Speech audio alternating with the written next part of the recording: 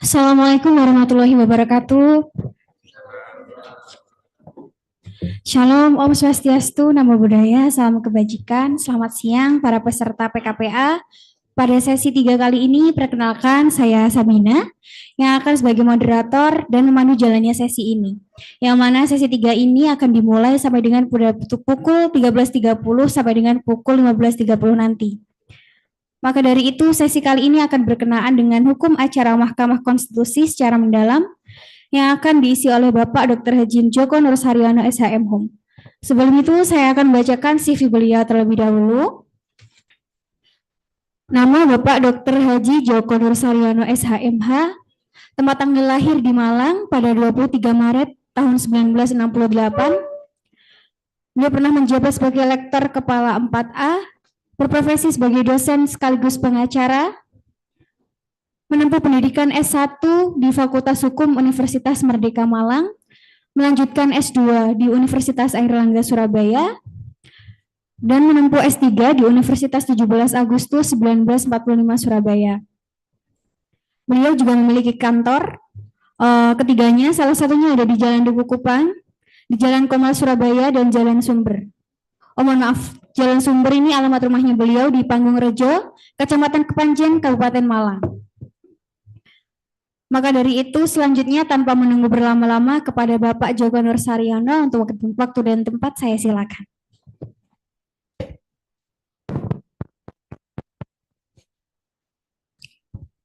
Pak Joko izin sama berdiri ya. Bismillahirrahmanirrahim. Assalamualaikum warahmatullahi wabarakatuh. Ya, terima kasih moderator yang cantik, Sabila. Nama siapa? Namanya siapa Mbak? Lupa saya. Sabina Bapak. Sabina. Ya, mahasiswa saya. Betul ya? Semester ini OTW 6 katanya. Betul ya? Ya, saya dosen sini. 92. Berarti sudah berapa tahun saya di sini? 33 ya. Sangat sudah senior ya. Kalau dosen itu pensiunnya 65. Jadi saya masih 57. Usia masih 57, masih 8 tahun. Kalau diizinkan guru besar sampai 60. Semoga jadi guru besar. Ya. Kalau akademisi itu sampai gitu. Jadi prestasi itu guru besar ya. Terakhir saya kaprodi S2. Jadi siapa yang kepingin masuk S2 boleh sama Joko. S2 Wijaya Kusuma ada 2 yang reguler dengan 2 tahun, yang RPL 1 tahun. Untuk yang 1 tahun tentu sudah profesional, minimal 5 tahun. Ya, perkuliahannya hibrid, kalau Pak Joko boleh promosi. Ya, hibrid. Ada online, ada offline. Garasi saya 1 tahun benar itu.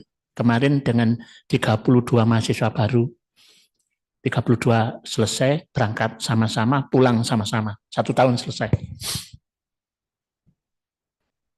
Dosennya SDM tidak perlu dari luar, karena kita sudah 1 guru besar, 80% doktor, sudah 22 di sini. Ya, tentu yang punyai untuk S2 tentu yang sudah gelar doktor. Insya Allah menyusul ada 6 guru besar. Pak Joko ada di nomor 6 itu. Jadi Pak Joko boleh lompat nanti, barangkali bisa lompat ya. Didoakan aja. Karena dosen itu ya prestasinya guru besar. Tadi disampaikan Pak Joko dosen sekaligus pengacara. Seiring status saya sebagai dosen, kalau dulu jadi pengacara pakai kerjasama dengan pengadilan tinggi, kartunya khusus warnanya ungu. Jadi Pak Joko aktif waktu itu memulai di Biro Bantuan Hukum. Pengacara itu menghasilkan jasa atau barang? Jasa, benar ya. Ada 3 yang dihasilkan pengacara itu ya. 1, kita rileks aja nih. Supaya Kak, ini Pak Joko di dapur yang terakhir. Tadi sudah dengan Pak Peter, luar biasa. Guru besar saya, dosen saya, waktu di UNER. Ya. 3 yang dihasilkan pengacara itu. Karena jasa ya, menyimpulkan hukum, benar ya. Menyimpulkan hukum. Yang kedua, berargumentasi hukum. Tadi materinya dari Pak Peter ya. Menyimpulkan ada peristiwa apa? Ada kejadian apa? Ada perbuatan apa? Karena ibius society, hukum ada di dalam masyarakat yang sederhana apapun.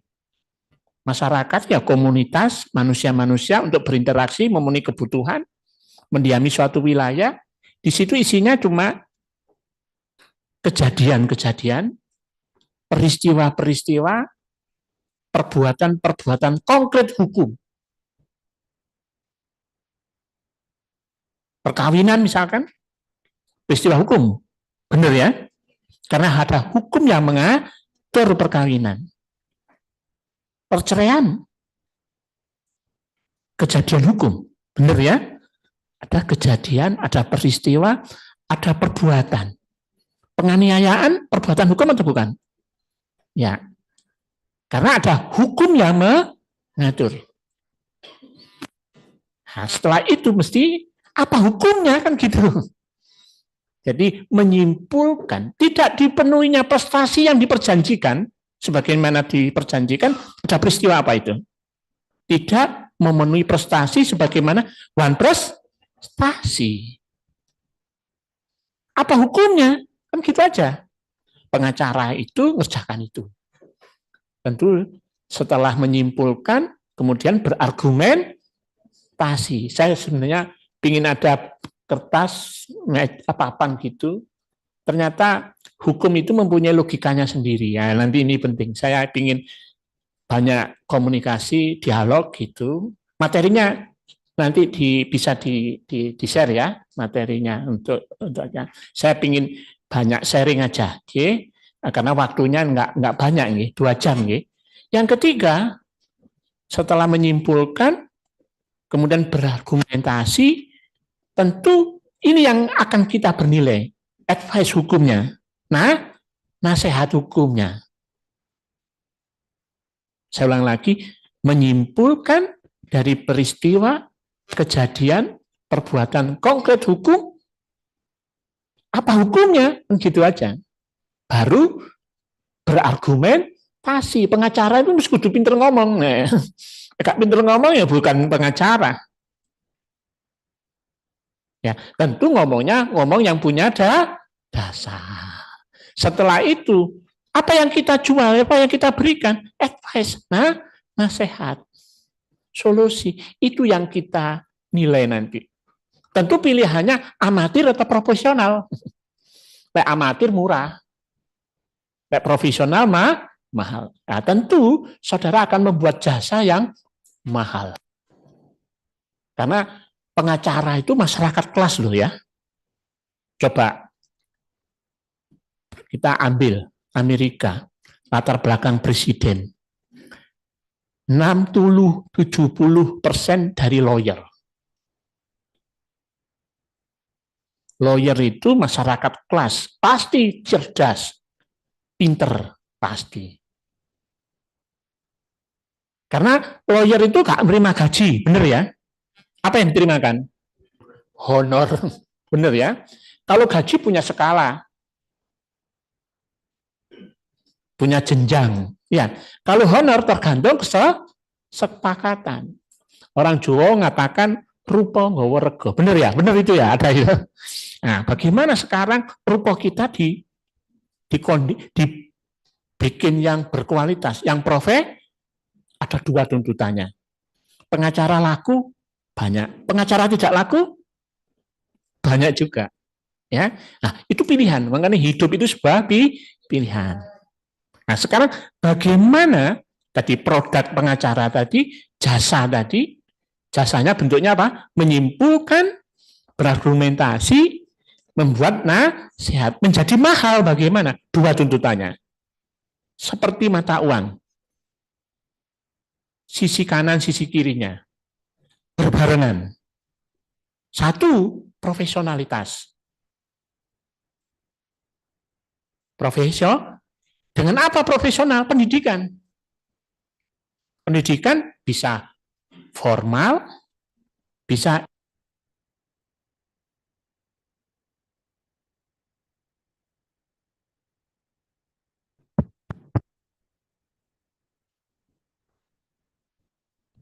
untuk profesional dengan pendidikan.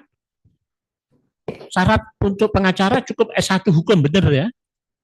Nah, tentu Anda harus meningkatkan pendidikannya. Bisa S2, bisa S3. Informalnya, ikut pelatihan, ikut workshop, ikut seminar, apa saja. Ya. Sisi berikutnya, selain profesional, berarti di situ keahlian dan keterampilan saudara. Harus teruji, harus terupdate. Jangan sampai terlambat.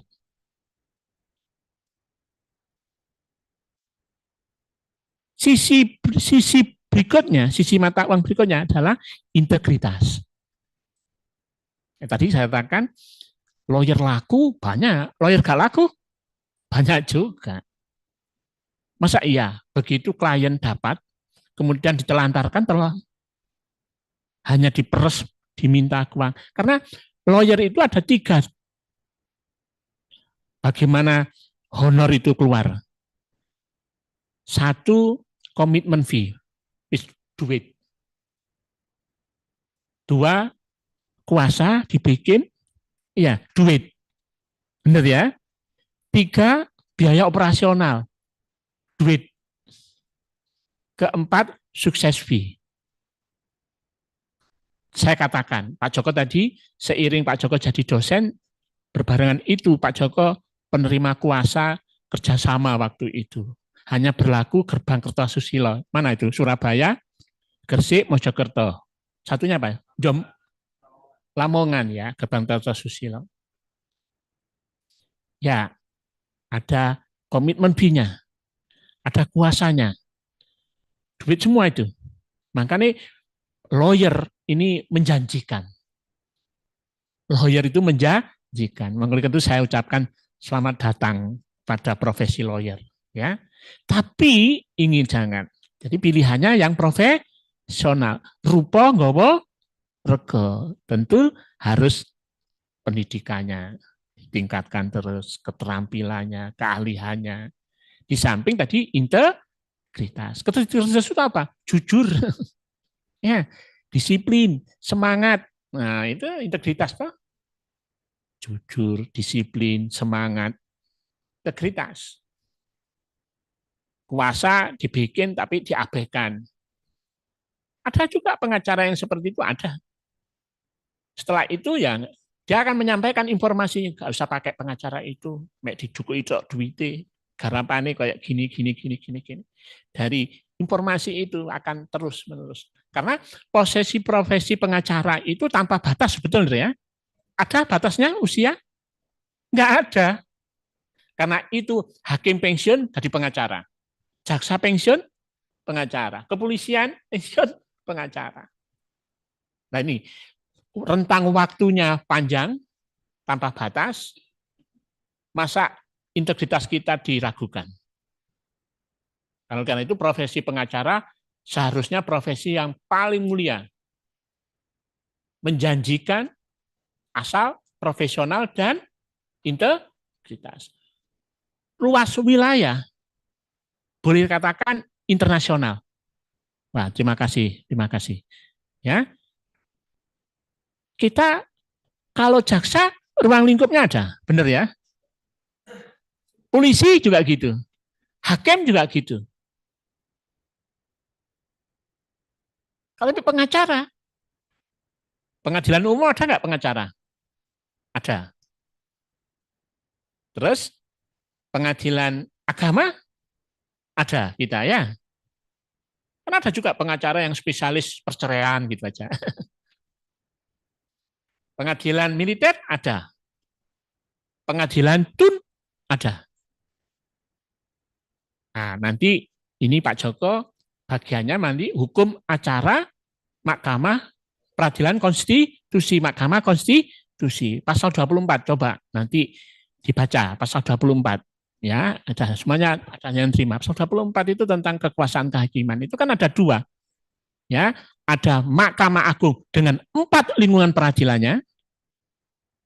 Nah, di situ posisi pengacara ada di situ. Ya. Indonesia ada berapa provinsi? Hah? Ada 34 provinsi. Ada berapa kabupaten kota? Ada 574 kabupaten kota. Kota, kabupaten, di situ ada pengadilan umum negeri, benar ya? Dengan 4 lingkungan peradilannya. Kebutuhan pengacara, saudara sebenarnya menambah volume kuantitas, bagian kompetisi juga. Untuk memperoleh pengacara paling mudah. Benar ya?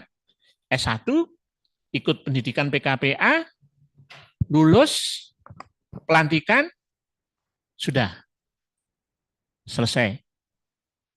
Tapi saya pastikan kalau Anda tidak ikut orang dulu, bikin tim, itu sulit. Ya, nah, pengacara itu. Tentu ini Pak Joko yang keberapa ini, dan tahapannya cukup panjang. Ya, di pengadilan tinggi, jadi tingkat provinsi. Nah, ini ada paham baru untuk bagaimana hukum acara di Mahkamah Konstitusi. Wah, ini yang justru duitnya gede-gede ini prestinya ya. Nah, tapi datangnya 5 tahunan biasanya. Biasanya berkaitan dengan sengketa pemilu gitu ya. Nah, nguji undang-undang terhadap Undang-Undang Dasar 45. Nanti dilihat nanti kewenangan-kewenangannya. Sebelum seperti itu, disinilah saya ingin memberikan motivasi. Pilihannya adalah pengacara yang profesional. Harapannya lulus kan ya. Nah, Anda tepat Wijaya Kusuma.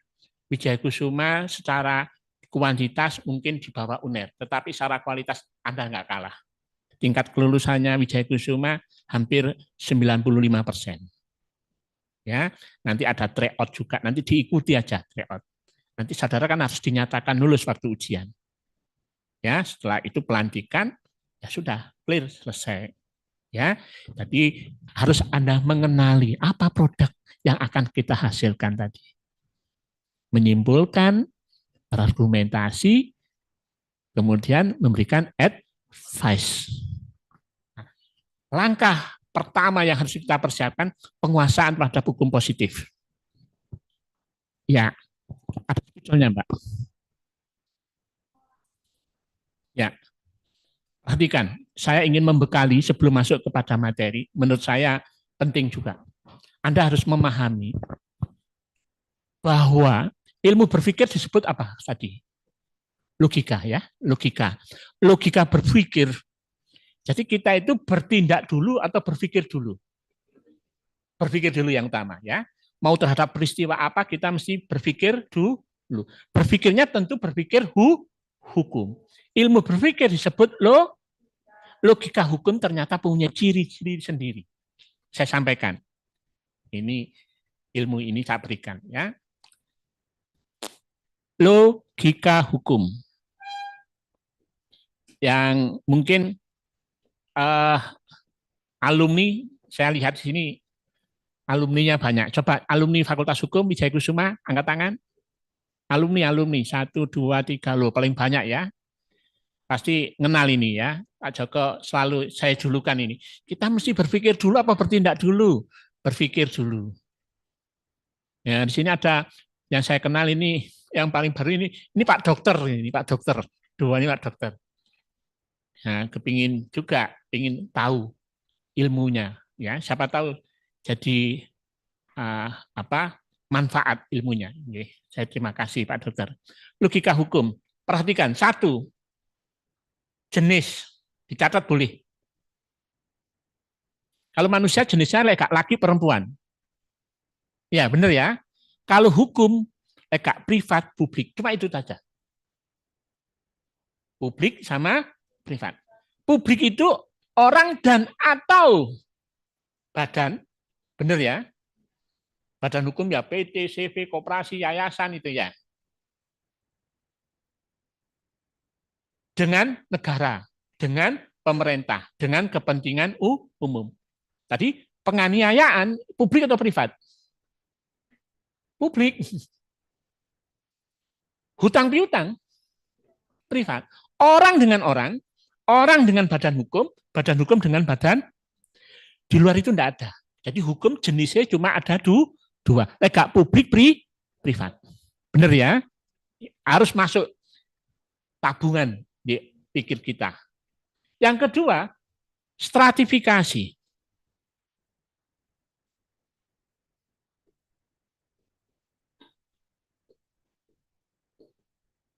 Stratifikasi itu tingkatan. Stratifikasi tingkatan.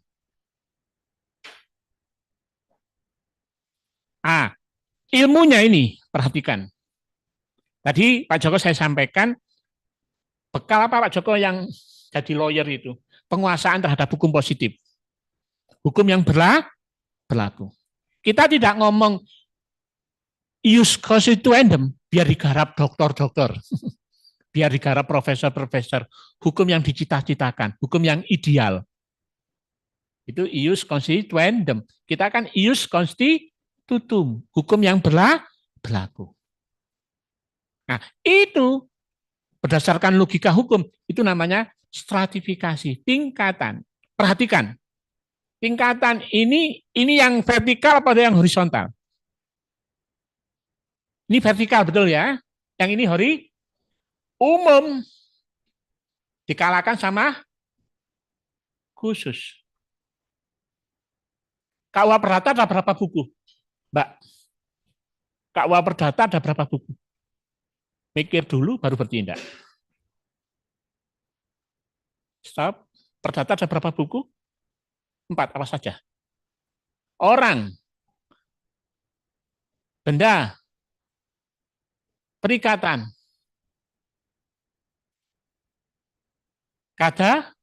kadaluarsa.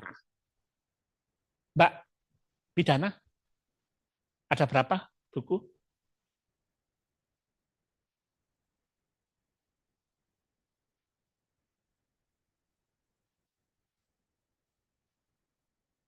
Satu, ketentuan. 2, Allah.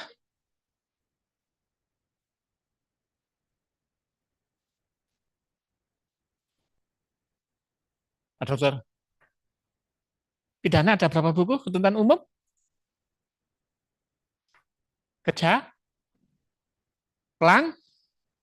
Pelanggaran dan kejahatan. Baru selesai loh ya. Nah sekarang, kalau orang masih berlaku enggak dengan hadirnya undang-undang perkawinan? Peristiwanya, Mbak, Mas, saya ditinggal suami. Semula pekerjaannya ada di dalam kota, bisa kembali, bisa pulang. Sekarang pekerjaannya di luar kota. Sudah 5 bulan tanpa kabar. Jasmani ini enggak, rohaninya enggak ada. Saya bisa enggak gugat cerai suami yang meninggalkan istri 5 bulan berturut-turut tanpa jasmani dan rohani? Peristiwa apa itu? Mas, Mbak, saya ditinggal suami saya karena pekerjaan 5 bulan. Jasmani ini gak ono, kelone ya gak ono. Iso enggak aku gugat cerai, Mas? Masa jawab, mbok gak roh. Masa gitu. Setelah itu, kalau saya cerai, saya muslim. Kalau gugat cerai, bisa enggak di mana gugat cerainya? Agama. Ya. Kalau non-muslim, dalam negeri. Peristiwa itu apa? Peristiwa apa namanya? Kalau gugat cerai, peristiwa perceraian. Kalau perceraian, delok BW apa delok perkawinan? Nah, karena itu leg spesialis derohat leg yang umum yang mana? KUH Perda, yang khusus Undang-Undang Perka. Nah, Anda jadi pengacara. Pakai BW apa pakai undang-undang khusus? Karena ada asas leg spesialis derohat leg di situ pengacaranya. Kalau Anda pakai perdata, gak payu nanti pengacaranya. Gitu ya.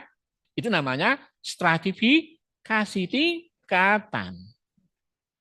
Peristiwa apa saja. Pak Joko persoalan mengenai pilkada nanti. Ini contoh yang sederhana aja. Nah, berikutnya yang rendah gak boleh melebihi yang tinggi. Apa asasnya? Mas, yang rendah gak boleh melebihi yang tinggi. Asasnya apa itu? Lex superiori derohat leg superiori. Ketentuan yang paling tinggi apa? Perundang-undangan itu. Undang-Undang Dasar 40 yang paling rendah.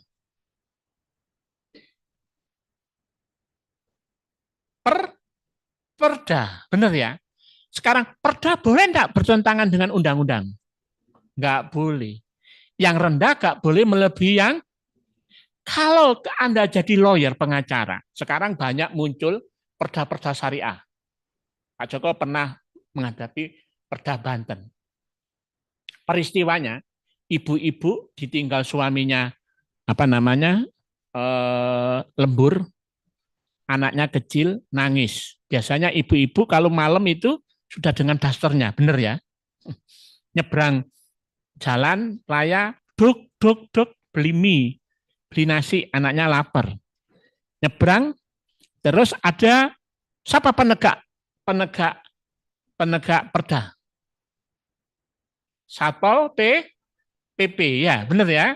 Nah, ibu-ibu langsung karena di situ ada perda syariah melarang ibu-ibu perempuan yang keluar malam hari. Diketahui jam 11. Anaknya lapar, jam 11 keluar. Ya, HP ini ditinggal, pokok nang ngikuti anaknya, sayang anaknya, kejadian di Banten. Di Bokno Satpol PP, apa yang terjadi? Anaknya nangis, suaminya nggak tahu, dia dimasukkan truk masuk Satpol PP, pembinaan. Karena melanggar perda. Tadi Pak Joko ngomong, yang rendah nggak boleh melebihi yang tinggi. Kira-kira bertentangan dengan apa? Membatasi ruang gerak seseorang. Itu ada undang-undang apa? Apa? Undang-undang hak asasi. Tadi katanya yang rendah gak boleh melebihi yang tinggi.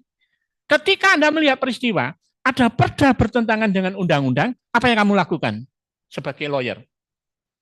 Melakukan apa? Ini, bagian ini nanti. Nguji perda karena bertentangan dengan undang-undang.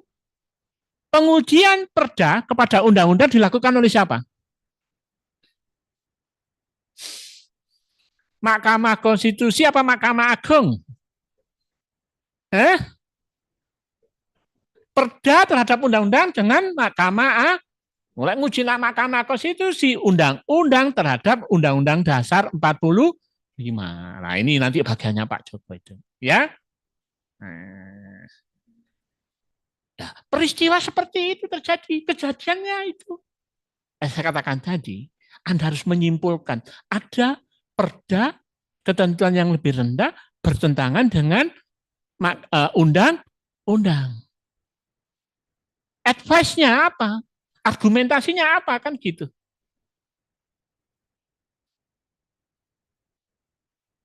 Nah, disitulah saudara tuntutan penguasaan terhadap hukum positif, saudara. Peka, ya, lawyer itu harus peka. Ada peristiwa apa? Ingat loh ya ilmunya tadi. Peka terhadap peristiwa, kejadian, perbuatan. Karena ibius hukum ada di dalam masa, ada hukum yang mengatur. Hukum yang mengatur itu isinya cuma hak dan kewajiban. Nah, gitu. Jadi substansinya, wujud hukum itu ya hak dan kewajiban itu. Bisa terjadi karena apa? Ada dua. Mas, alumni kamu ya.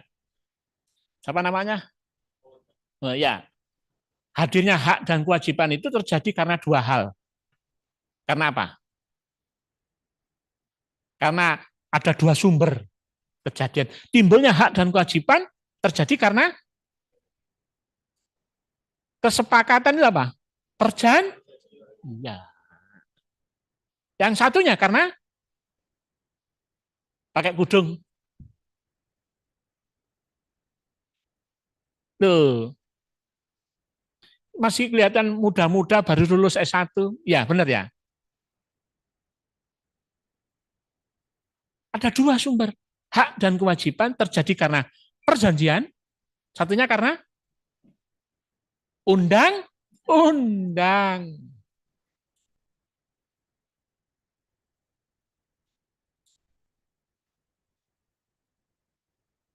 Oleh karena itu, tertib hukum ya tertib tahu akan hak dan kewajiban itu. Tapi bagi pengacara, kekacauan sama ketertiban lebih senang mana? Kalau polisi melihat tertib atau melihat kekacauan? Kekacauan. Pak dokter, maaf Pak dokter, melihat yang sakit atau melihat yang sembuh semua? Semua. Pengacara lihat kekacauan. Tapi tuntutannya tadi yang profesional dan integritas. Supaya tadi rupa nggawa rego tadi. Siapa? Banyak mimpi pengacara siapa? Elsa Syarif ya. Perempuan itu Elsa Syarif ya. Elsa Syarif itu informasinya, advice-nya sudah 1 jam. Kalau hidupnya 8 jam, berapa dia punya? 7 kali 8 berapa itu? Padahal tadi ada komitmen fee, ada kuasa, ada operasional, ada sukses fee.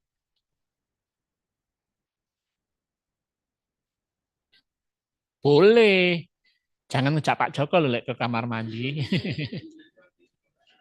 Ya bahaya lah. Kalau nggak bahaya tah, gitu ya. Gitu ya. Jadi logika hukum yang satu didasarkan tadi apa?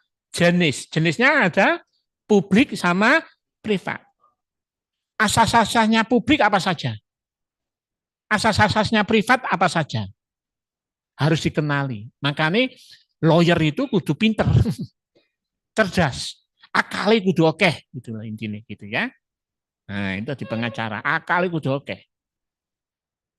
Makanya perbankan kalau nasabah nih lawyer itu gak pernah dituruti, oke ngeyeli, bener ya, oke ngindari ini paling pinter, ngakali pinter, kecerdasan itu. Jadi Pak Joko lek ngono nggih status lek golek pinjaman golek status jadi dosen. Status pengacara ini nggak didudulno. Nah, tapi lek ono masalah status pengacara ini didudulno gitu ya. Biasanya status pengacara itu dihindari katanya. Karena mesti ngeyele yang ya. Nah, argumentasinya itu ya. Nah, dicari celah-celahnya. Nah, di situ itu memang regoni pengacara ngeyele. Nah, kemampuan dasar ngeyel itu. Tapi ngeyelnya yang punya ada dasar, karena itu hukum positifnya harus dikuasai. Oleh karena itu hadirnya hukum tadi, hak dan kewajiban bisa terjadi karena perjanjian. Kalau privat kan mesti perjanjian. Ya, kalau publik undang. Ada kontrak yang mendahului. Nah, itu wilayah privat. Ada kontrak yang mendahului. Di situ akhirnya hak dan kewajiban. Problem itu ketika gap selisih jarak antara solen dan C-nya. Itu problemnya. Yang ketiga, sumber. Mbak, diingatkan Pak Joko ya caranya. Sumber. Nah, aku mau jadi Pak Dokter gak ikut tulisannya jelek, yang penting bisa dibaca ya. Satu jenis, dua stratifikasi sumber. Ini bekal pertama sebenarnya sebagai lawyer itu. Harus kuasai. Oh, saya ini masuk wilayah publik atau privat. Biasanya ini pilihan hukum. Mau saya pidana dulu atau saya perdata dulu. Sering kasus-kasus penyerobotan tanah. Itu kira-kira Anda pilih yang mana? Mau pidana atau mau perdata?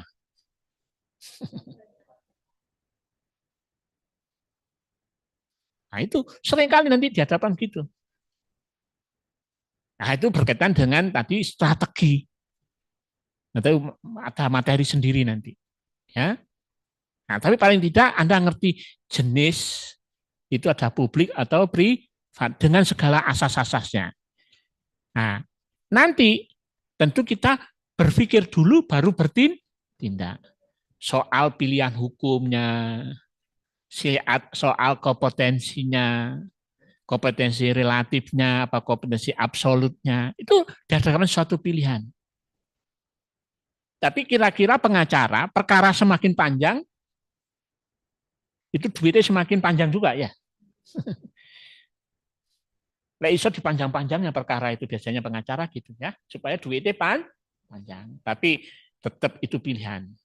Tetap integritas ya. Nah, nanti akan jadi gitu.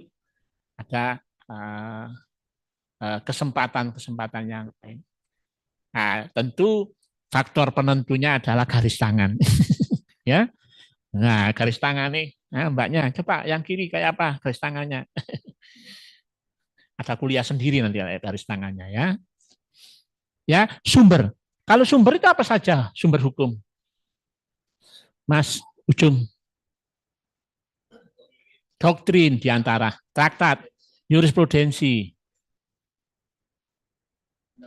undang-undang. Apa?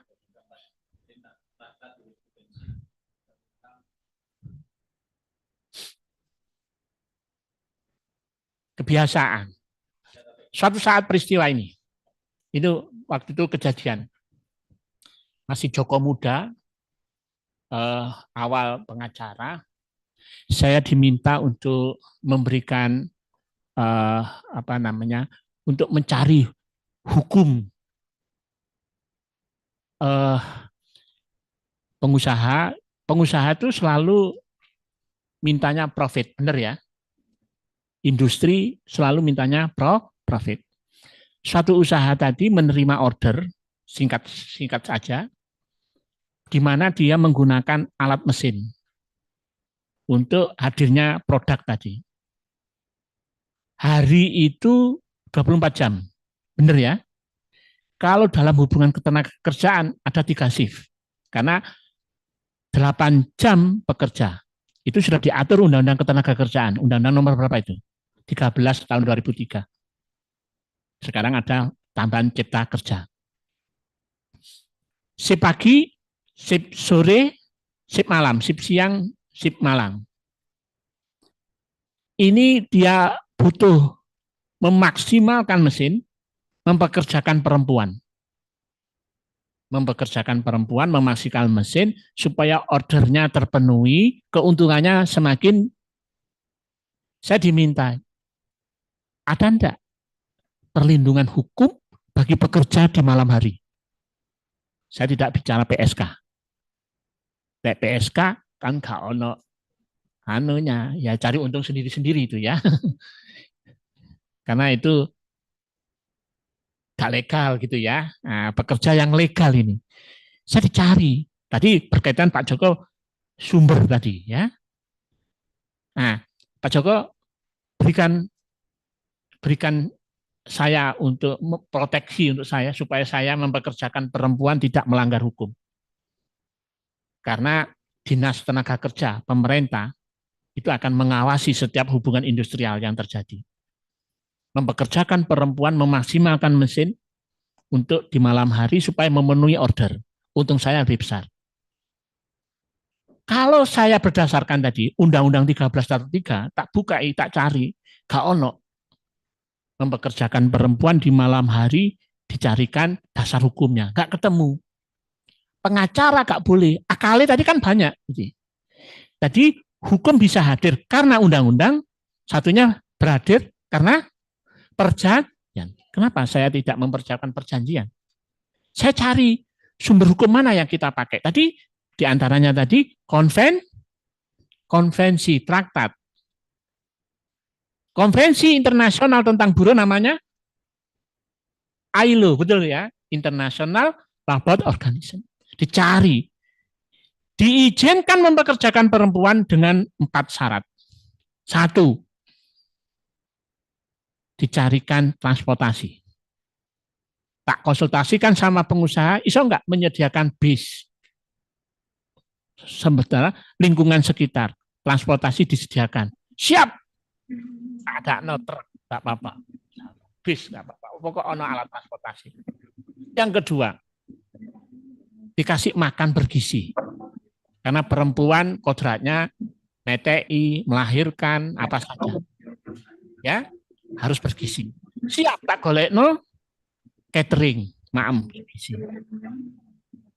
Keamanan, wah siap untuk itu, tak siapkan satpamanya. Toiletnya di dalam, gak boleh di luar pabrik. Karena perempuan itu banyak pipisnya, bener ya? Bener ya? Ya dok, medis gitu ya. Perempuan banyak pipisnya. Terus lampu gak boleh remang-remang. Remang-remang ya jadi apa tadi? Gak boleh remang-remang, toiletnya di dalam, keamanannya ada, makanan bergizi diantar Saya ada kontrak untuk itu, menyiapkan untuk itu, tak bikin perjanjian. Kan supaya jadi hukum. Dari sumber konvensi, karena undang-undang tidak mengatur. Jadi hukum bukan? Jadi. Tadi syaratnya perjanjian sah apabila memenuhi syarat sahnya satu perjanjian. Mbak, syarat perjanjian. Yo, lupa. Pengacara kok lupa lu. Yo, mikir dulu baru bertindak. Hah? Alah, itu nomor berapa itu? Siapa yang cepat? Ayo, dan cepat ayo. Sahnya satu perjanjian.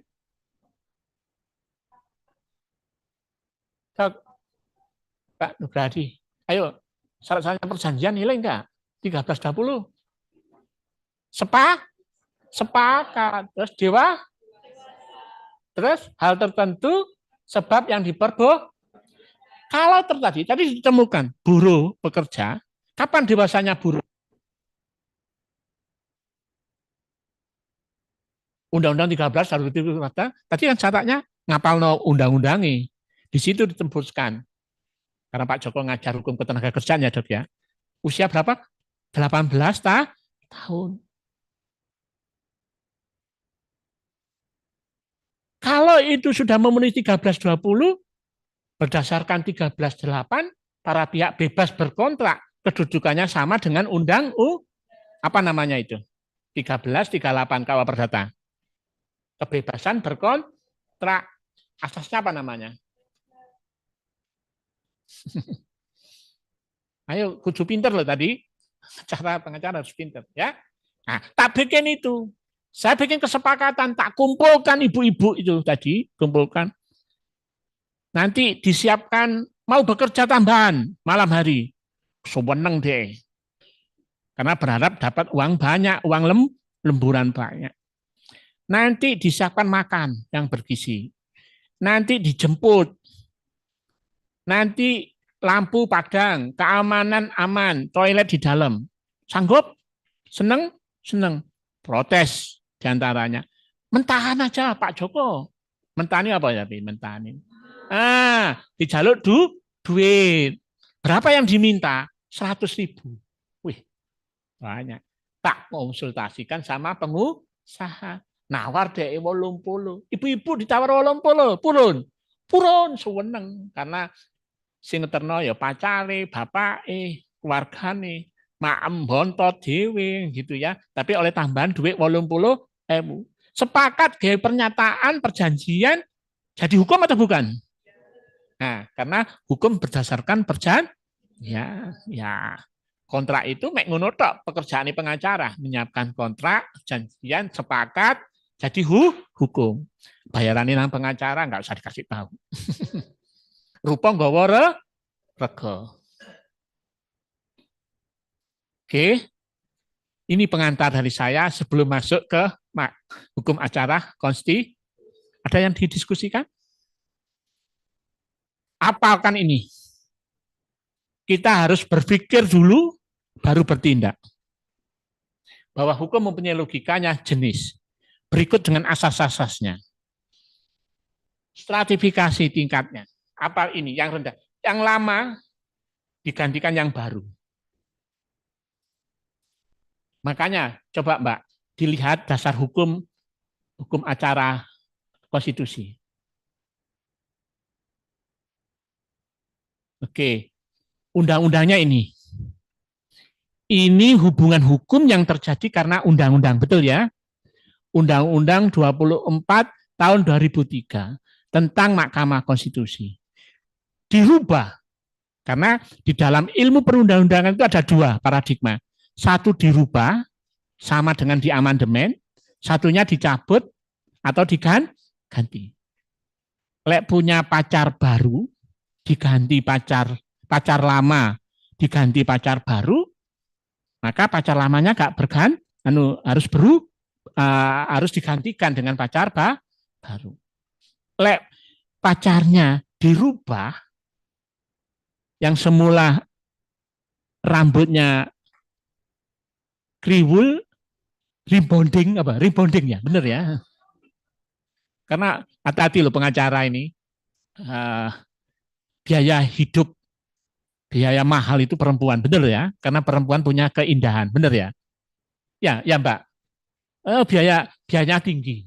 Nah, karena perempuan itu ada ketok kuku aja ada medikur, medikur itu dari rambut ada rebonding apa saja gitu. Facial, muka aja biayanya macam-macam. Kaki biayanya macam-macam. Laki kan nggak ono biayanya. Ya skincare, biayanya hati-hati. Tapi memang benar pengacara itu duit oke, aman aja, aman ya. Pengacara duit oke, perempuan milih aja nanti. Karena uangnya banyak. Perempuan pasti, enggak perempuan mesti matre juga ya. Perempuan matre ya, benar ya. Perempuan. Pas-pasan males kalau liane aja, nggih. Biayanya mahal perempuan itu. Kepala tok ini macam-macam, ono alis itu diapakno aja, itu macam-macam. Wis oke. Sulam itu mahal ya. Lagi-lagi gak wis pokok jamu perkasa ngono tok aman di sana ya.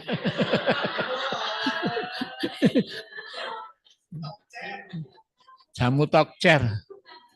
Karena Pak Joko kemarin dampingi mahasiswa S2 di Thailand. Thailand itu gudangnya jamu-jamuan, jamu nganggo rapet wangi apa saja ada, jamu tang-tang ya ada, tang-tang untuk laki-laki gitu ya. Pak Joko pesennya cuma itu aja, jamu tang-tang aja gitu ya. Lek perempuan kan macam-macam obat itu banyak, biayanya terlalu tinggi memang perempuan karena keindahan itu milik perempuan. Benar tapi benar itu ya, perempuan benar. Ya, materi aja gak usah ngomong tadi.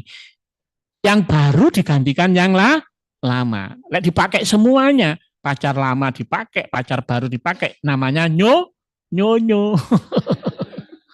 Lek undang-undang kan enggak, terus diganti ku, ya gak usah diberlakukan. Nah, ini cuma namanya perubahan. Berarti ketentuan 24 masih berlaku enggak? Tadi katakan ada dua. Dicabut berarti diganti. Lek dirubah berarti diaman, hanya pasal-pasal tertentu. Berarti kalau kita ngomong hukum acara Mahkamah Konstitusi pakai undang-undang yang mana?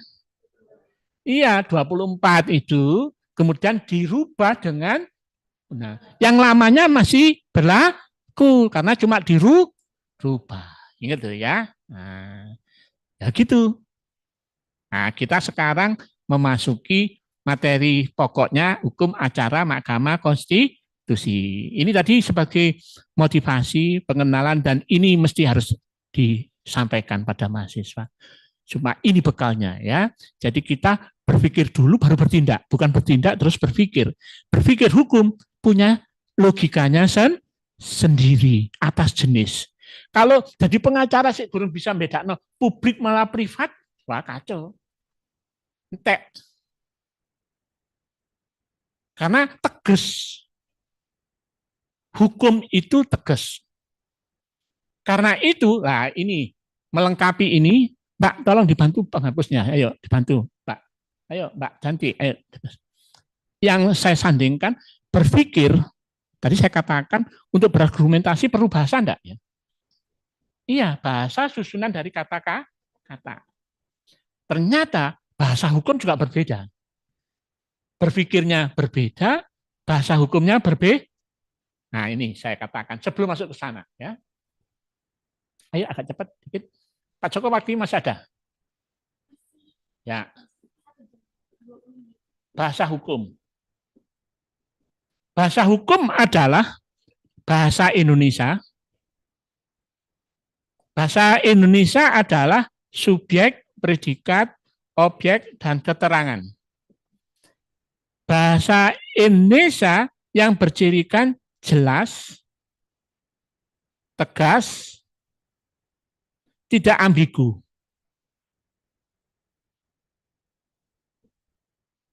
Ini, saya ulang lagi. Tadi mendasarkan kita produknya jasa, menyimpulkan, berargumentasi, memberikan advice. Ini yang kita nilai. Pilihannya profesional dan integritas. Kita berpikir dulu, baru bertindak. Berpikir tadi logika. Logikanya hukum mempunyai ciri tadi jenis, stratifikasi, dan sumber. Pak Joko sampai menyampaikan contoh-contohnya tadi. Untuk berargumentasi adalah kalimat bahasa. Bahasa hukum adalah bahasa hukum ya bahasa Indonesia. Bahasa Indonesia adalah subjek, predikat, objek, dan tapi di sini harus jelas. Harus tegas. Harus tidak ambigu. Kita ambil contoh. Ada peristiwa. Sayang anak diketahui barusan lulus SMP. Orang tuanya ke luar negeri, anaknya diberikan mobil. Diketahui anaknya tadi rodok nakal, mobil hadiah kok bapake dijual. Jual beli mobil yang dilakukan anak belum dewasa, bisa enggak sah menurut hukum? Tadi sanya perjanjian, anak tadi kedewasaan jual beli berapa tahun? Nah, tadi lulus SMP di bawah. Berarti perjanjian ada jual beli ini apa akibat hukumnya? Apa dapat dibatalkan atau batal demi hukum? Masih belum bisa membedakan. Kapan dikatakan batal demi hukum, kapan dikatakan dapat dibatalkan. Mikir dulu, baru bertindak.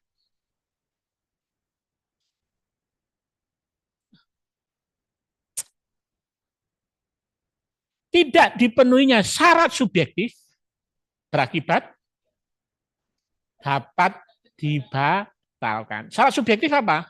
Kecakapan, dan kesepakatan. Tadi diketahui anak barusan lulus SMP, belum dewa, nah, jual belinya bisa dapat dibatalkan karena anak belum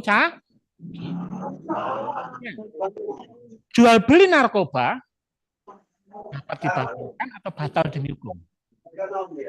Karena hal tertentu sebab yang tidak diboleh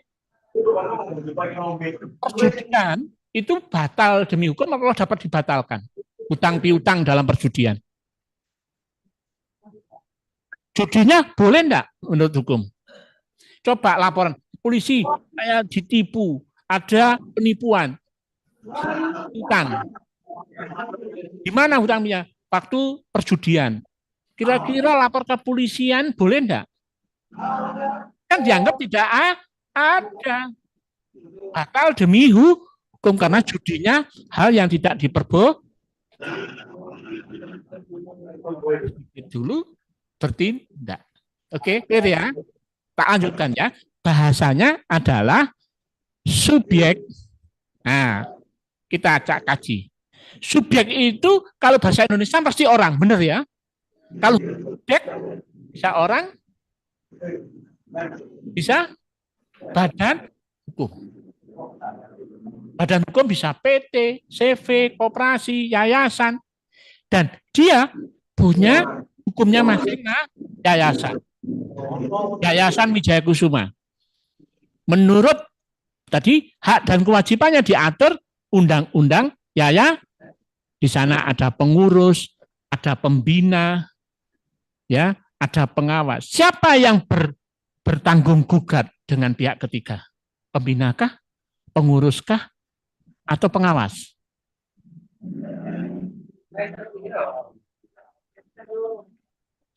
Pak dokter, si dokter. Rumah sakit ada yang dibentuk PT, ada yang berbentuk yayasan. Berbentuk PT, siapa yang bertanggung gugat? Direktur, benar ya? Kalau yayasan, siapa yang bertanggung gugat? Pengurus. Nah, harus tadi jelas. Subjeknya harus jelas. Karena itu bikin kuasa. Nama Djoko Nusaryono. Cakap nggak Djoko ini? Kasih umur atau tempat tanggal lahir untuk mengetahui kedewasaan, tempat tinggal, ya, seluruh identitas supaya jelas. Kalau ada perkawinan, Pak Djoko itu perlu diketahui agamanya enggak? Iya, kalau perkawinan Islam menurut pengadilan agama supaya diketahui tadi identitas. Oleh karena itu kalau Anda bikin kuasa dilampirkan apa tadi? KTP supaya tahu kedewasaannya, ini personal orang atau badan hukum. Badan hukumnya harus ketahui jelas. Nah, tegas tindakannya apa? Undang-undang perburuan 1323 mempekerjakan anak boleh enggak? Anak tadi diketahui 18 tahun. Banyak enggak hubungan industrial yang mempekerjakan anak? Banyak. Kenapa kok diizinkan? Nah, di situ disampaikan jelas. Oh, ternyata ada ketentuan untuk anak diizinkan untuk melakukan hubungan industrial tidak masuk produksi. Nah, harus tegas. Anak yang bekerja tadi bagian apa? Tidak ambigu. Supaya tahu apa kompetensinya. Ini pengadilan mana? Itu ya. Jadi Anda lawyer, pengacara, berpikir tahu produk apa saya yang akan hasilkan, ilmunya apa. Cukup dengan logika berpikir, jenis, klasifikasi, sumber. Nah, gitu ya. Pikir sini apa pikir sini? Sini ya. Pak Djoko, ya. Mengingatkan waktunya tersisa 1 jam. Wih, ya oke, aman. Ya, sampai ini. Insya Allah aman. Nggak ada yang kepingin cepat pulang toh? Ya. Ya, logika dan bahasa hukum, ya. Saja sebagai mengawali perkuliahan sebelum masuk ke hukum acara Mahkamah Konstitusi. Ingat loh, ini pasti dipegang loh ya. Kita berpikir pakai logika hukum, ya, hukum atas jenis, stratifikasi dan sumber. Kemudian berargumentasi pakai bahasa hukum. Bahasa hukumnya adalah bahasa Indonesia, harus subjeknya harus jelas, tegas, tidak ambigu. Begitu juga objeknya. Atas barang bergerak dan barang tetap sama enggak? Kayak apa? Mobil. Barang tetap rumah, tanah. Jual beli tanah, rumah sama jual mobil ada, kan? Oke. Perbedaannya di mana? Ya, jual beli. Untuk sahnya jual beli di mana? Lek barang bergerak. Nah, ayo jangan hidung-hidungnya dipegangi terus. Ayo siapa? Barang bergerak disebut besit. Orangnya disebut besiter. Mbaknya jual mobil sama saya, perlu akte? Notaris? Perlu PPAT? Mbaknya jual tanah, rumah, langsung apa perlu akte notaris PPAT? Jadi sahnya itu dengan akte otentik dengan notaris PPAT untuk jual benda benda tetap. Kalau benda bergerak, gak perlu motornya, pokok itu atas nama siapa. Yang penting ono BPKB ini, ono STNK ini, ono motoris selesai, ono mobilnya. Kalau rumah dipastikan ini harta bersama atau bukan, ini hak warisnya atau bukan, ini subjeknya yang sebenarnya atau bukan. Oleh karena itu ada pejabat, ya namanya pejabat notaris membuat akte pejabat PPAT pasti notaris. Ya, kalau notaris belum tentu PPA, gitu loh ya. Nah, di situ objeknya kalau gitu harus jelas. Oh, sampai harus bisa ini subjeknya, predikatnya selalu kata kerja.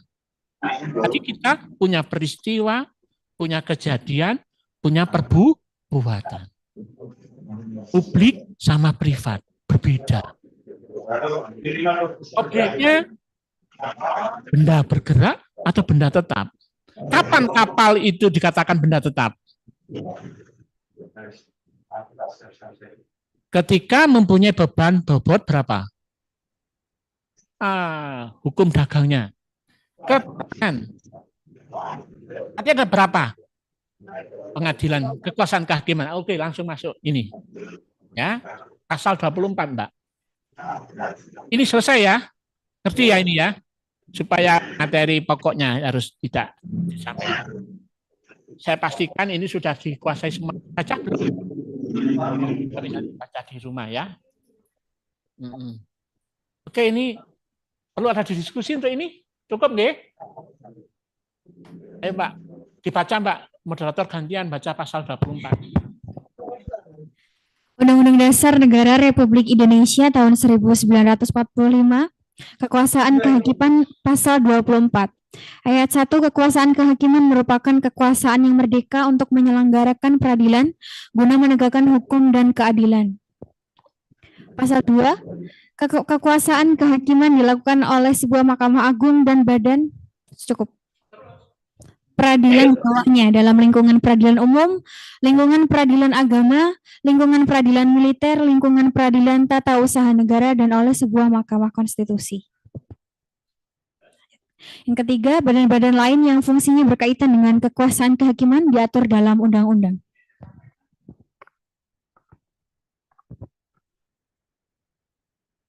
Ya, ini konstitusi kita yang mendasari. Kita negara hukum atau bukan? Pasal 1 angka 3, Indonesia adalah negara hukum. Makanya Ketentuan yang lebih tinggi Undang-Undang Dasar 45. Ini yang mendasari bahwa kekuasaan kehakiman pasal 24. Mbak, Undang-Undang 45 ada berapa pasal?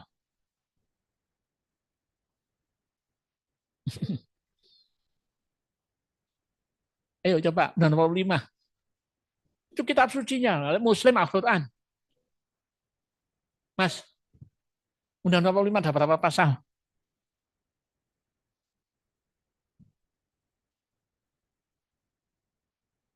37, Pak. Ada berapa bab, Mbak?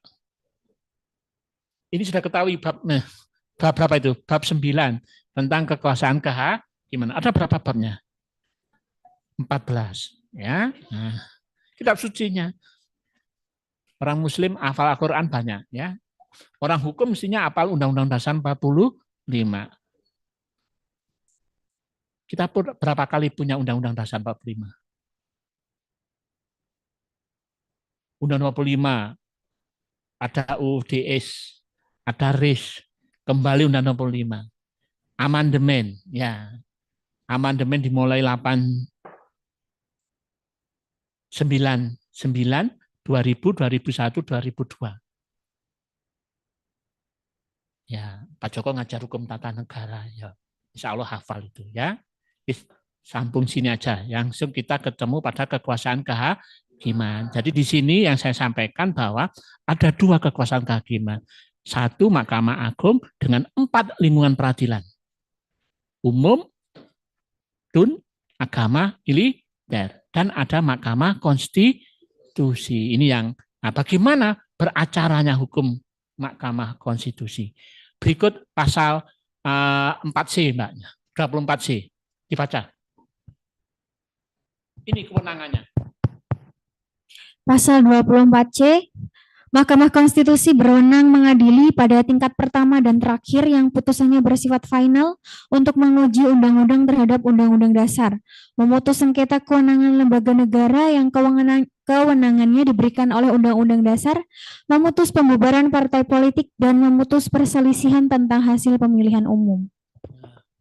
2. Mahkamah Konstitusi wajib memberikan putusan atas pendapat Dewan Perwakilan Rakyat mengenai dugaan pelanggaran oleh Presiden dan atau Wakil Presiden menurut Undang-Undang Dasar. Ketiga, Mahkamah Konstitusi mempunyai 9 orang anggota hakim konstitusi yang ditetapkan oleh Presiden yang diajukan masing-masing 3 orang oleh Mahkamah Agung, 3 orang oleh DPR, dan 3 orang oleh Presiden. 4. Ketua dan Wakil Ketua Mahkamah Konstitusi dipilih dan oleh Hakim Konstitusi. 5. Hakim konstitusi harus memiliki integritas dan kepribadian yang tidak tercela, adil, negarawan yang menguasai konstitusi dan ketatanegaraan, serta tidak merangkap sebagai pejabat negara. 6. Pengangkatan dan pemberhentian hakim konstitusi, hukum acara, serta ketentuan lainnya tentang Mahkamah Konstitusi diatur dengan undang-undang. Ya. Sudah, makasih. Ini ya. Jadi ketika Pak Joko masuki wilayah hukum acara Mahkamah Konstitusi, dasarnya pakai pasal Undang-Undang Dasar 45, pasal 24, berikutnya dengan apa kewenangannya? 24C. Ini yang bisa kita, ya. Jadi tadi ada 2 kekuasaan kehakiman, ada di Mahkamah Agung dengan 4 lingkungan peradilannya, kemudian ada Mahkamah Konstitusi. Jadi yang menafsirkan undang-undang terhadap Undang-Undang 45 ya Mahkamah Konstitusi. Kalau gitu, siapa yang menjaga Undang-Undang 45? Mahkamah Konstitusi. Siapa yang menjaga undang-undang? Mahkamah Agung. Karena yang hanya bisa menguji di bawah undang-undang. Mahkamah Agung, Mahkamah Konstitusi di atas undang-undang, berarti Undang-Undang Dasar 45. Gitu ya. Nah, di luar itu apa saja? Pembubaran partai. Ya, jadi ketika nanti pengacara harus mengerti ya apa pembubaran partai yang bisa dilakukan. Ya apa memutuskan ketika ada selisih perolehan suara. Ya, hasil pemilu. Kalau terjadi impeach seorang presiden. Nah, itu syaratnya ternyata 2/3 dari partai. Kalau sekarang dengan partainya apa itu kabinetnya Prabowo, siapa yang oposisi? PDI, kira-kira 20/3, 2/3 sudah dikuasai Prabowo. Untuk impeach saya pastikan nggak bisa. Nah, tapi diberi kewenangan kalau ada sengketa tentang kelembagaan negara, gitu ya. Nah, itu habitat saudara. Jadi pengacara kalau di Mahkamah Konstitusi ketika ono sengketa kelembagaan, ada sengketa pemilu, ada pembubaran partai, ada pengujian terhadap Undang-Undang Dasar 45. Ini kan orang lagi kepingin itu untuk, wah ini kira-kira bertentangan, kan selama ini banyak yang dilakukan masyarakat. Nanti dilihat paradigmanya apa saja. Kita cari pengertiannya, hukum acara, Mbak. Oke, hukum acara ini, betul. Hukum acara Mahkamah Konstitusi.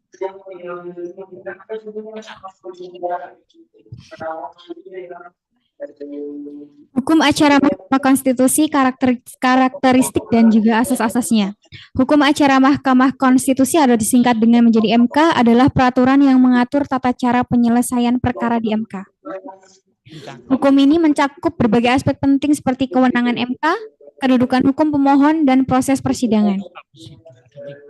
Ya, ada 3 cakupannya, ruang lingkupnya boleh, ya, berkaitan dengan kewenangan MK. Jadi ada 4 tadi, nguji undang-undang terhadap Undang-Undang Dasar 45, ya, sebagai penjaga konstitusi, kemudian sengketa kelembagaan negara ketika ada impeachment, kemudian pembubaran partai, sengketa hasil pemilu. Itu loh tadi saya katakan provinsi ada berapa? 34 provinsi. Itu ladang saudara. Kabupaten kota ada berapa? 574. Itu potensi berperkara dan itu nilai duit. Anda tidak gaji tapi menerima honor, kesepakatan. Tapi ingat, tidak seperti pengadilan di Mahkamah Agung yang berjenjang. Ya. Nah, itu katanya final, ya, akhir, ya. Jadi final. Mahkamah kan nggak ada Mahkamah Konstitusi di provinsi, ada? Di kabupaten kota? Nggak ada. Gitu ya. Nah, final dan terakhir. Oleh karena itu sengketa Gibran itu nggak bisa karena sudah dilahirkan. Kalau terus ngomong itu lahir cacat, is okay, bagian dari demokrasi.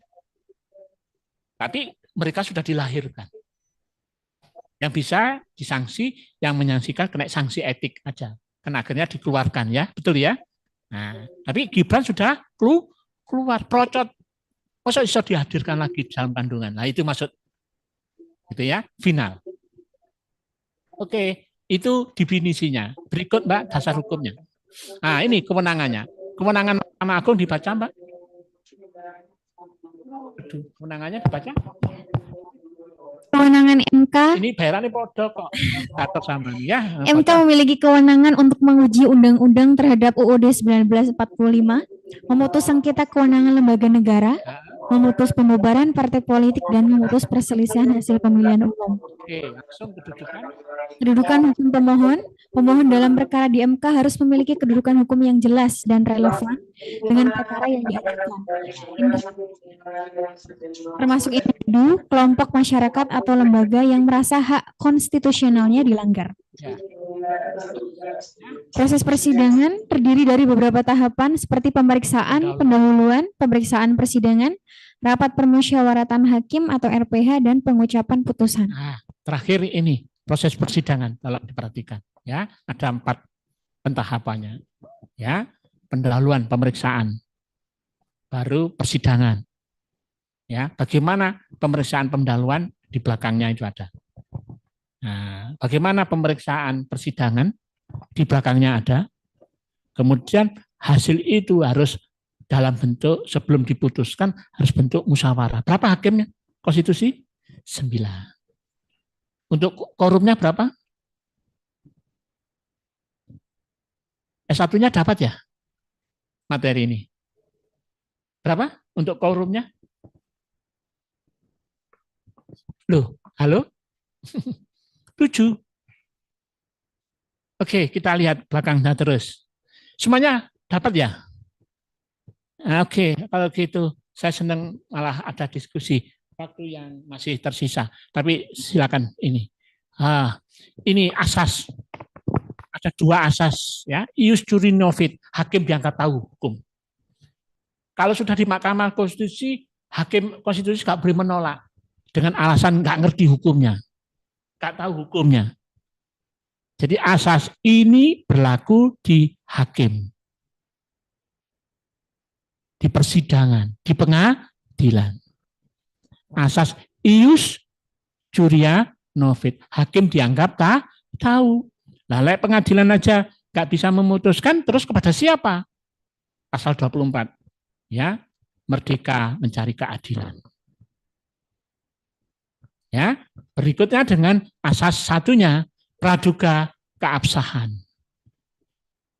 Ya, setelah coba dibaca praduga asas, Mbak. Asas ini menyatakan Asas praduga keabsahan menyatakan bahwa setiap tindakan atau keputusan yang diambil oleh penguasa dianggap sah sampai ada pembatalannya. Gibran dibatalkan nggak?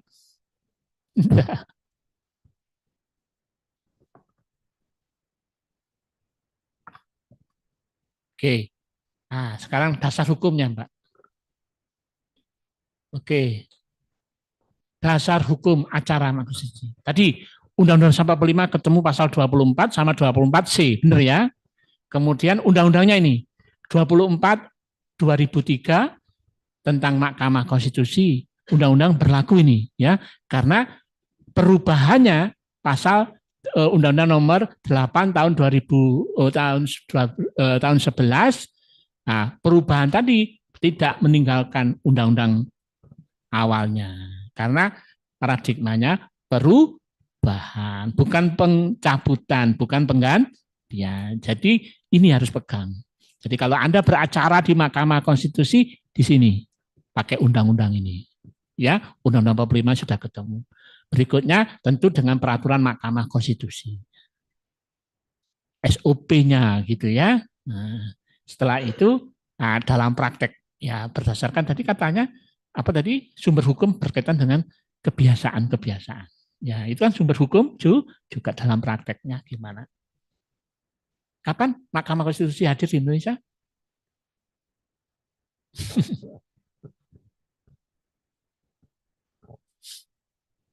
Kita negara hukum, benar ya? Ada tuntutan apa untuk jadi negara hukum? Kalau boleh tahu, Mas. Apa? Tuntutan apa kalau bisa disebut negara kita negara hukum? Ada 4. Satu, ada pengakuan terhadap hak asasi manusia. Nah, siapa yang menjaga hak asasi manusia? Mahkamah Konstitusi. Yang kedua apa? Peradilan yang bebas. Pasal 24, ada 2. Ya, ada enggak persoalan yang enggak bisa diselesaikan di pengadilan? Sengketa pemilu aja ada. Apalagi lagi pidana, perdata, tun, militer, agama. Ya. Nah, sekarang ada peradilan Mahkamah Konstitusi. Itu ciri negara hukum. Yang ketiga apa? Adanya pembagian kekuasaan. Nah, dalam konteks pembagian kekuasaan ini, kalau pakai John Locke apa itu? Eksekutif, legislatif, yudikatif. KY, tahu KY? Apa KY itu? Itu masuk mana? Yudikatif. Benar.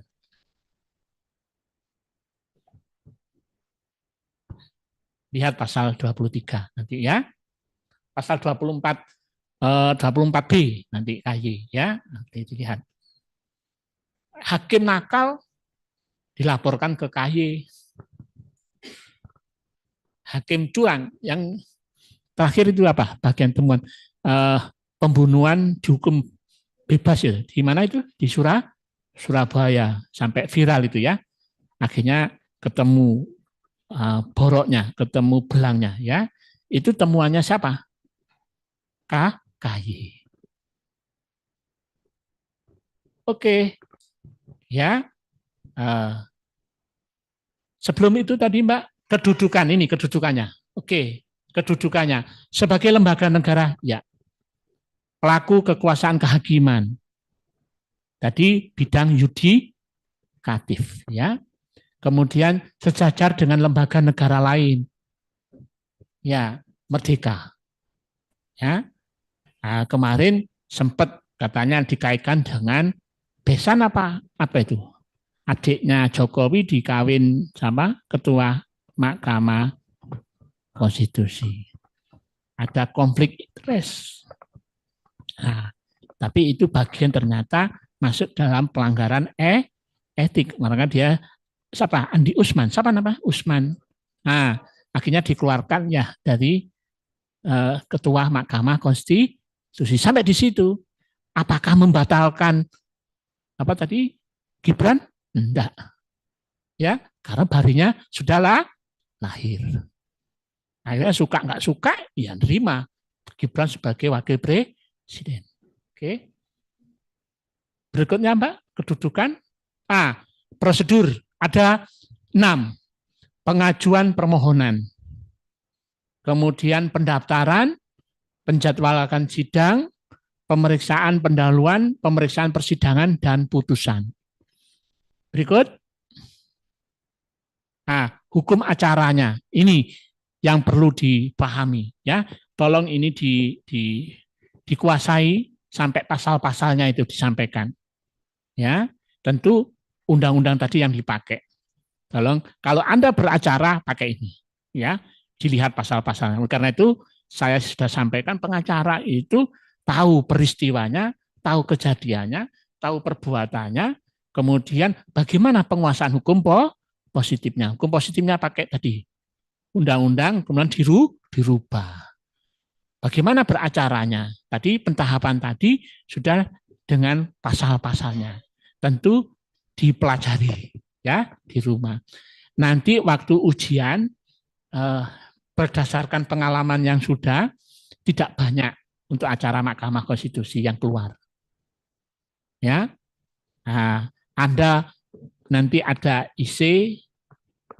isinya itu gak perlu benar atau salah, tapi itu jebakan. Apakah ini perbuatan melanggar hukum atau wan prestasi? Tapi Anda harus berani menulis ketika wan prestasi itu kayak apa penyelesaiannya, ketika perbuatan melanggar hukum itu kayak apa penyelesaiannya. Tanpa melihat apakah ini wan prestasi atau perbuatan melanggar hukum. Kelihatannya dari tahun ke tahun itu. Kalau soal Mahkamah Konstitusi berkaitan dengan yang tahun kemarin kewenangan aja. Ya, tapi Anda harus menguasai ini, ya, tidak banyak untuk itu. Nah, dari evaluasi yang sudah, Anda yang penting bisa bikin kuasa, bikin gugatan. Gugatannya benar apa salah, gak masalah. Di situ dari kesempatan, perbuatan melanggar hukumnya kayak apa, kalau wan prestasinya kayak apa. Ya, sederhana cobaannya itu. Ketika hubungan hukumnya itu ada enggak kontrak yang mendahului. Ada kontrak berarti wan prestasi. Kalau nggak ada kontrak, prestasi pelayanan kesehatan. Ya, sekarang kan banyak perawatan kecantikan apa saja pakai silikon karena tadi keindahan tadi bibir wis apik wis dikengen lentik ya alise di macam-macam dengan tenaga medisnya ada kontrak. Ternyata maunya hidungnya mancung tapi menjadi nyepor gitu ya. Karena apa insulinnya apa itu ya. Nah, ada kontrak mestinya berapa cc ternyata melebihi. Ya, enggak sesuai dengan kontrak, akibatnya nyepor gitu ya. Nah, itu berarti dokter melakukan wan prestasi. Bagaimana gugatan wan prestasi itu bisa dilihat 1243 sampai 1249 KUH Perdata. Konsep wan prestasi itu ketika ingkar janji kurang atau terlambat melebihi dari yang disepakati. Kalau nggak ada kontrak, maka pakai perbuatan melanggar hukum 1365. Siapa yang bertanggung jawab bertanggung jawab di situ? Kalau ada perusahaan, sopirnya nabrak, meninggal, bisa enggak majikannya dikenakan hukum yang dilakukan oleh pakai tanggung gugat renteng. Tanggung gugat renteng pakai pasal berapa itu? Ya wis belajar ini ya, tapi saudara nanti harus ke sana ya. Kepingin lulus apa enggak ini? Iya, harus pinter loh ya. Pak Joko mengingatkan waktunya Ya. tinggal 30 menit. Ya, ini sudah untuk 30. Sampai di sini aja Pak Joko. 30 menit saya gunakan untuk diskusi ya. Yang lainnya dibelajar dewe ya. Itu moderatornya galak itu juga 30 menit. Saya senang kok. Pak Joko tadi diketahui rumahnya Malang ya, kepingin cepat pulang juga ya. Oke, 30 menit monggo, silakan aja.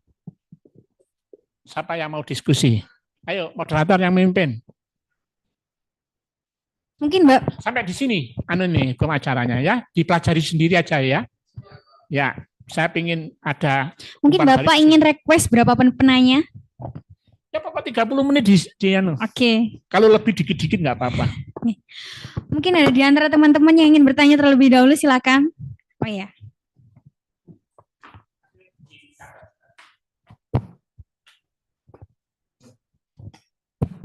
Ya, terima kasih Pak atas kesempatannya. Perkenalkan saya Lady, izin bertanya Pak mengenai kewenangan Mahkamah Konstitusi. Tadi kan putusannya dikatakan bahwa final and binding. Bagaimana jika ada lembaga negara yang tidak melaksanakan putusan Mahkamah Konstitusi padahal sifatnya atau ketentuannya sudah jelas bahwa final dan mengikat gitu. Terima kasih Pak.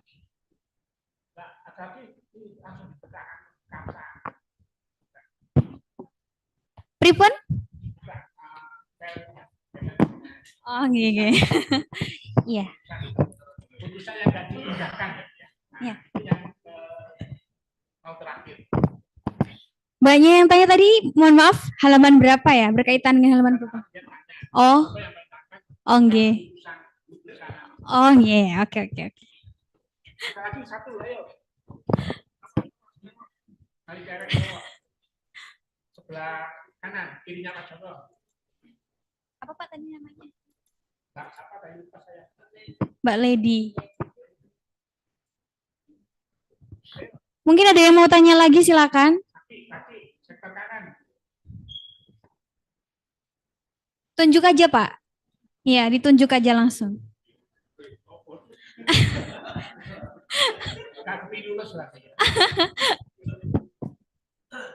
Tadi apa Pak Joko bocornya untuk antara konstitusi kampanye? Mungkin sembari menunggu pertanyaan dari mas-masnya, pertanyaannya Mbak Lady mungkin mau Bapak jawab terlebih dahulu. Ya. Putusan.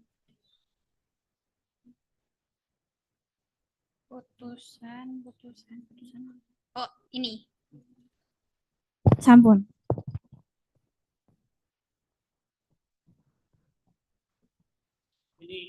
Setelah musyawarah tadi, putusan itu selalu dibuka umum. Persoalannya bagaimana kalau lembaga negara tidak melaksanakan hasil putusannya? Pak Joko mencoba memberikan contoh konkret. Ya, karena tadi sampaikan kewenangannya menyangkut sengketa kewenangan kelembagaan negara. Contoh konkret mengenai impeach seorang presiden. Ya, presiden dan wakil presiden. Ya. Nah, kita coba lihat persoalannya ketika bagaimana kalau ini tidak dilaksanakan. Jadi di depan sudah sampaikan kalau pemerintah, dalam ini presiden, pemerintah itu ada dua. Pemerintah pusat adalah presiden. Pemerintah daerah. Daerah itu ada dua. Provinsi berarti gubernur, daerah kabupaten dan kota. Ya. Nah, itu ketika apa menyangkut kewenangan. Kewenangan itu adalah kebolehan atas hak.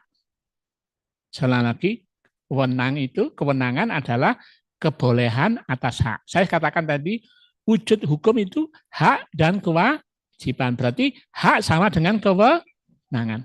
Berarti itu haknya Mahkamah Konstitusi apa? Gitu saja. Sama ya, kewenangan sama hak sama ya. Sekarang pemerintah. Tadi ketika tadi kelembagaan negara, di antaranya sekarang ngomong pemerintah misalkan ya, pemerintah. Pemerintah pusat, tentu kita ngomong pemerintah pusat, presiden. Apa? Presiden itu punya kewenangan apa saja? Anda boleh catat 5. 1 berkaitan dengan regeling. Regeling, pengaturan. Misalnya, penanganan COVID misalkan ya. Nah, karena yang sifatnya ini overma, yang waktu itu kalau sudah Lapindo saja bisa ya. Lapindo itu dalam kondisi overma, bencana, tapi yang nekori Lapindo itu ternyata pemerintah gitu ya. Saya tutupkan dulu. Kewenangannya pemerintah 1 tadi regeling, pengaturan. Apa produk yang dihasilkan oleh pemerintah? Sebelum itu, bersama DPR apa? Bersama DPR membuat apa, Presiden? Undang-undang kan produknya Presiden dan bisa enggak DPR menghasilkan tanpa persetujuan Presiden? Begitu juga sebaliknya.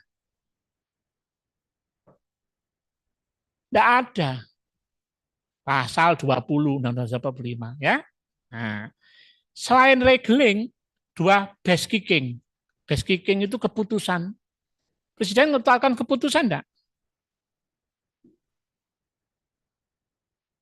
Ini sekarang punya presiden yang berani, tapi betul berani bertanggung jawab. Ya, bikin keputusan-keputusan luar negeri yang luar biasa, hebat. Ya, di Prabowo banyak keputusan. Nah sekarang keputusannya itu bisa nggak diuji oleh Mahkamah Agung, Mahkamah Konstitusi bernyangkut dengan kewenangan kelembagaan negara. Kita masih sampai sekarang belum ada pengujian untuk itu, ya. Sampai sekarang pertanyaannya bagaimana kalau itu tidak diindahkan kalau itu. Sebelum menjawab ke sana, yang ketiga adalah fatalit bestur namanya, tindakan nyata. Bangun pelabuhan, bangun IKN siapa? Pemerintah. Nah, menyebut Mulyono atau siapa saja namanya ya. Ya, Pak Joko enggak harus tendensius ya. Anda maksudmu Mulyono itu kan Presiden Jokowi ya, pemerintah. Fatalit besar tindakannya. Nah, apa yang mau mau sekarang lagi posisi apa? Dibekukan uangnya ya. Nah, dibekukan tidak berarti tidak dilanjutkan toh itu. Cuma memang belum ada uang masuk kali ya. Nah itu kita kadang-kadang harus jeli. Saya enggak tahu ini berita hoax atau tidak itu konten-konten itu dari mana, Dok? Aku bisa enggak kasih tahu ini berita yang hoax ternyata beritanya ternyata enggak gitu ya. Saya no ilmunya ya, benar ya itu. Ada ya, Dok. Ilmu ini berita hoax atau berita yang sebenarnya gitu. Angel ya. Kita nggak selalu percaya ya dengan informasi-informasi. Itu fatalit bestur, tindakannya nyata. Yang keempat, public service, pelayanan umum.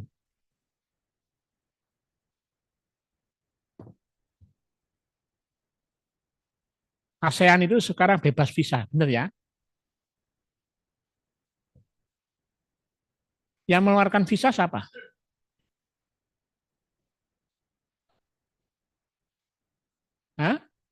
Kementerian Hukum dan HAM.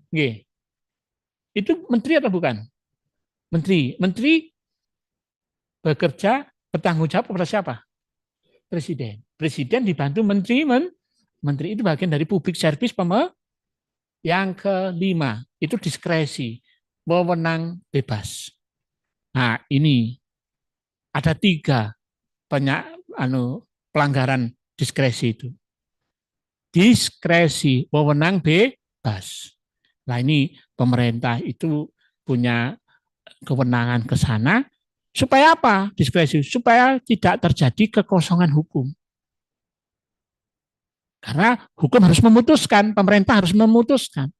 Dasar hukumnya nggak ketemu, maka pakai diskresi. Nah, ini mata kuliahan gitu ya saya. Sumber kewenangan ada berapa? Pak Joko malah takut tanya-tanya, nggak sing tahu, lupa semua. Kemarin lupa, sekarang hilang, apa gimana? Berapa sumber kewenangan? Lek bersumber langsung dengan undang-undang namanya kewenangan apa? Mas, yang baju putih. Nah, ada berapa kewenangan yang Anda ketahui? Lupa. Siapa yang bisa? 3. Atribusi, delegasi, mandat. Ingat ya, dibuka mandat, ingat ya. Bersumber langsung pada perundang-undangan namanya atribusi. Ketika melanggar hukum, nah ini pengacara harus tahu. Kapan pemerintah melanggar hukum atas diskresinya? 1, undang-undangnya ngerti nggak kira-kira penyelenggaraan pemerintahan itu? Tadi Pak Joko, penguasaan hukum positifnya. Administrasi pemerintah. Undang-undang nomor pidana seru tadi. Perdata seru. Kalau TUN kan nguji itu. Kalau pengadilan umum, gak pakai perdata, pidana. Agama, ya tentang apa saja penyelesaian agama. Perkawinan, perceraian, wakaf, waris. Kalau TUN, sengketa KT-UN. Apa cirinya KT-UN? Tertulis, konkret, individual, final. Saya aja ngomong si ono iki, jame si ono. Apa? Apa? Izin pingsan. Aku loh baru jawab sana. Jamnya jam berapa, Mbak? Kurang 16 menit, ojo pingsan dulu.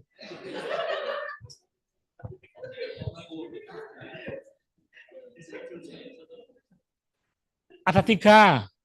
Ini pekerjaan pengacara. Hai pemerintah, Anda bisa saya tuntut. Anda bisa saya tuntut. Perbuatan melanggar hukum. Ada 3. Tulis itu cepat. Ketika tindakan pemerintah bertentangan dengan Undang-Undang nomor 1. Ayo, si mau pingsan juga nulis. Cepat ya, Kak, pingsan. Kayak cepat aja Pak Joko, bisa cepat. Yang kedua, merasa bosan, tak apa-apa. Yang kedua, Pak Joko ya manusia, lupa juga. Penyalahgunaan wewenang. Nah itu nanti kaitannya jawab itu. Yang ketiga, tindakan sakarepe dhewe, tindakan yang sewenang-wenang. Ini menjadi objek gugatan saudara. Tadi katanya pengacara tidak di pengadilan umum saja. Ya, pengacara di pengadilan agama ada, pengacara di TUN ada. Ya. Nah, di TUN itu pakai undang-undang apa? Kalau perdata ada, pidana ada. Kalau TUN pakai undang-undang apa?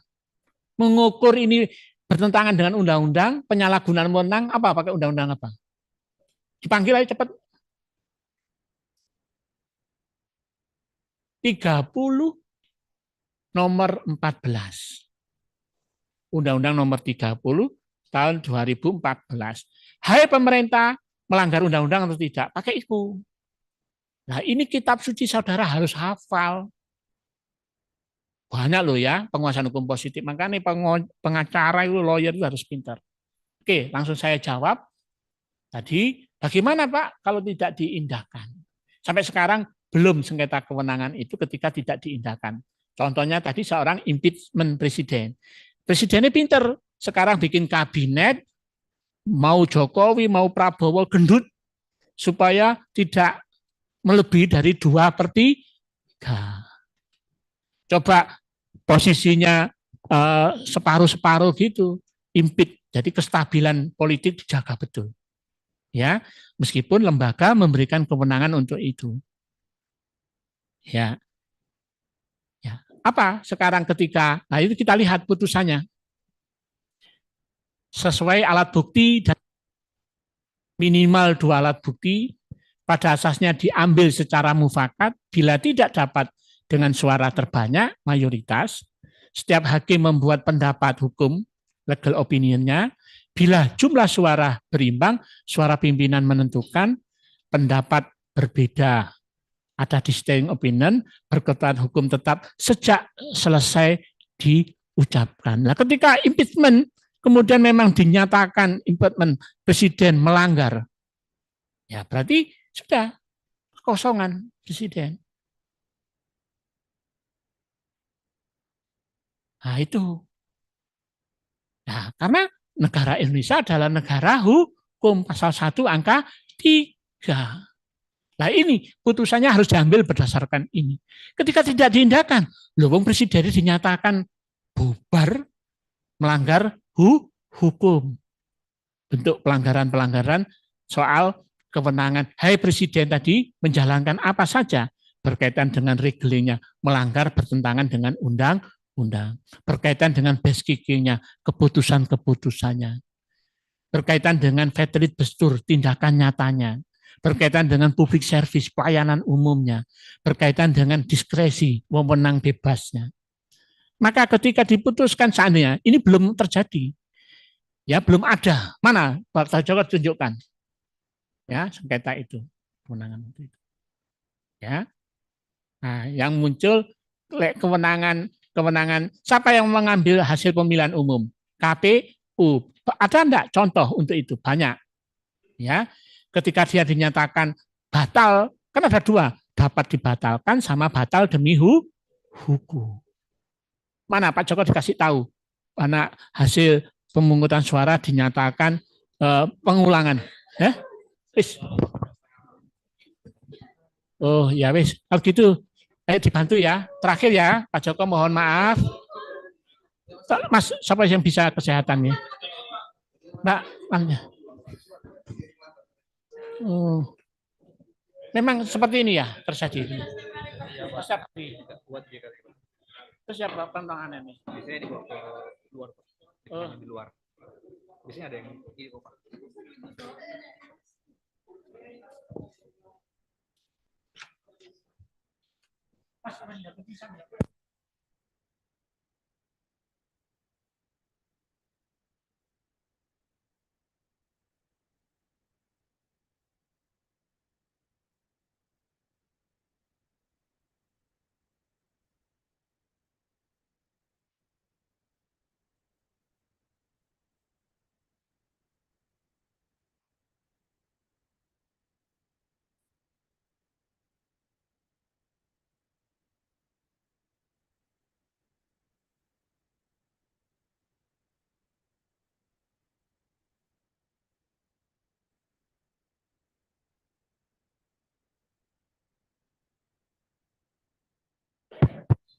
Pak Joko mengingatkan waktunya tersisa 10 menit lagi.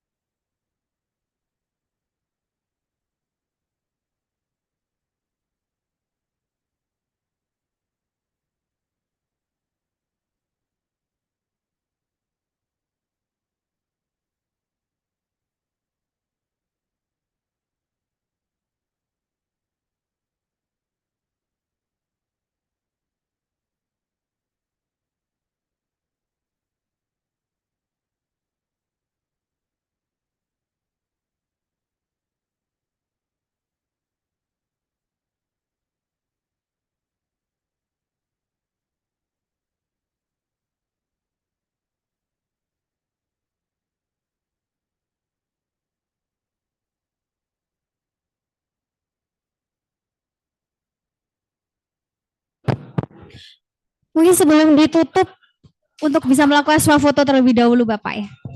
Ya, dengan para peserta. Baik, terima kasih saya ucapkan. Mohon maaf apabila ada salah kata. Saya Sabrina Resti, pamit undur diri. Wassalamualaikum warahmatullahi wabarakatuh.